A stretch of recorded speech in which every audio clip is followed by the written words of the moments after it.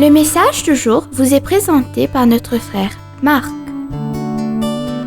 Salut, chers bien-aimés de notre Père Céleste. Aujourd'hui, nous clôturons notre message « 7 avantages de louer Dieu ». Avantage numéro 6. La louange sollicite la protection de Dieu. Bien-aimés, lorsque vous louez Dieu pour une réponse à votre prière avant qu'elle se produise, c'est la foi. Et c'est à ce moment-là que Dieu commence à se battre pour vous. Dans 2 Chroniques chapitre 20, nous lisons l'histoire de 3 nations ennemies qui se sont liguées contre Israël. La seule chance qu'avait Israël était que Dieu les sauve miraculeusement. Ainsi, le roi Josaphat a organisé un plan de bataille insolite. Il a mis une chorale devant l'armée alors qu'elle marchait au combat.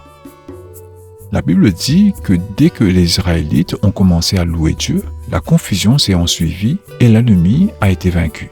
Très cher, le Seigneur veut aussi mener vos combats. Alors prenez le temps de le louer à l'avance. Avantage numéro 7. La louange brise les chaînes et ouvre les portes. Bien-aimés, vous avez probablement certaines choses qui vous retiennent. Vous pourriez vous sentir coincé, comme si rien n'avait changé pour le meilleur de votre vie. Cela semble étrange, mais il n'y a pas de meilleur moment que maintenant pour remercier Dieu. Paul a fait cela dans Actes des Apôtres chapitre 16, alors qu'il était en prison avec Silas.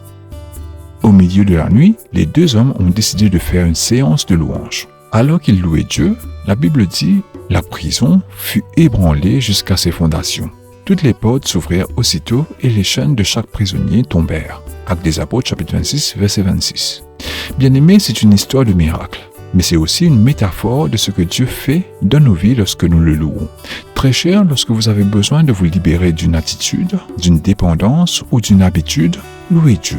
Cela brisera les chaînes qui vous retiennent. Bien-aimés, mon défi pour vous est d'apprendre à faire de la louange votre réponse naturelle pour tout ce à quoi vous faites face, bon ou mauvais. Je vous en prie, développez cette habitude dans votre vie et encouragez votre entourage à faire de même. Et voyez ensuite ce que Dieu fait. Bien-aimés, la louange et l'adoration occupent une place très importante dans mon ministère et dans ma vie. Que Dieu vous bénisse tous. Profitez de votre journée en lui. À demain. Au revoir. Si toi aussi tu crois que la parole de Dieu est une bénédiction, partage-la et sois une source de bénédiction pour les autres, toi aussi.